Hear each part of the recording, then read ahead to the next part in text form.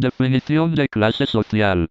La clase social es una forma de estratificación social en la cual un grupo de individuos comparten una característica o situación que los asocia socioeconómicamente, es decir, su posición social, el poder adquisitivo que disponen, la posición que ostentan dentro de una determinada organización, el comportamiento, la representación ideológica, o la afinidad, ya sea en costumbres o en intereses.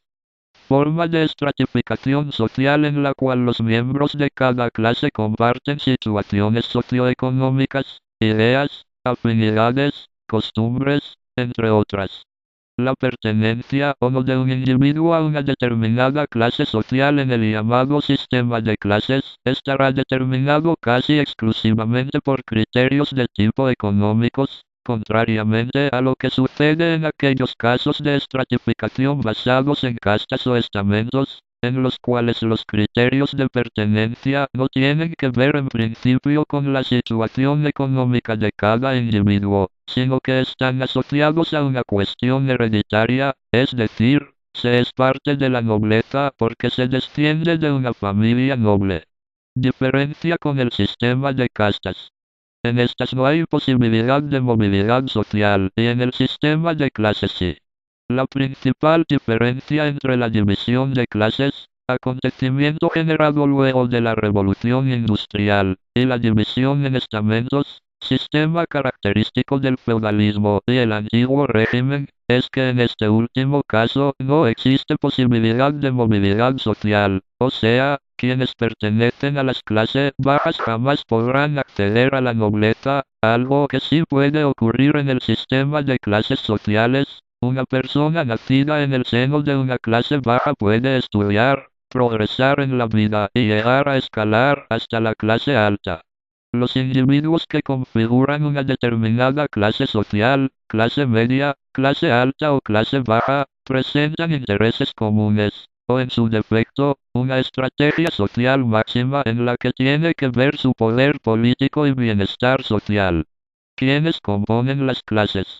Debemos decir que generalmente la clase media se encuentra conformada por los profesionales, los comerciantes y los trabajadores independientes. La clase alta la integran dueños de empresa o los dueños de los medios de producción, como gustaba decir el filósofo Karl Marx, que abordó el tema, ejecutivos de organizaciones, dirigencia política, profesionales exitosos y artistas de gran prestigio. Y la clase baja está formada por empleados domésticos, obreros, desocupados y los que trabajan en el sector informal. Cada clase, como mencionamos, ostenta sus propias costumbres y manera de vida. Sin embargo, hay personas que pueden pertenecer a una clase porque, por ejemplo, lograron alcanzar un gran poder adquisitivo que les permitió comprar bienes de lujo, pero en la práctica siguen desplegando costumbres propias de su clase media original. Mientras tanto, las mencionadas condiciones que determinan que tal o cual pertenezcan a una clase u otra estarán determinadas por el nacimiento y la herencia familiar.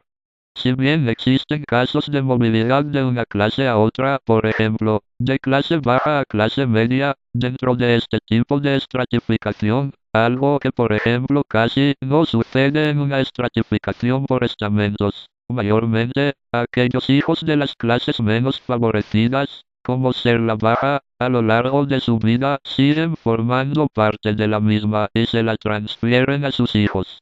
En tanto, el conjunto de todas las clases sociales más sus relaciones conforman un sistema de clases, que es el típico que se encuentra en las sociedades industriales modernas.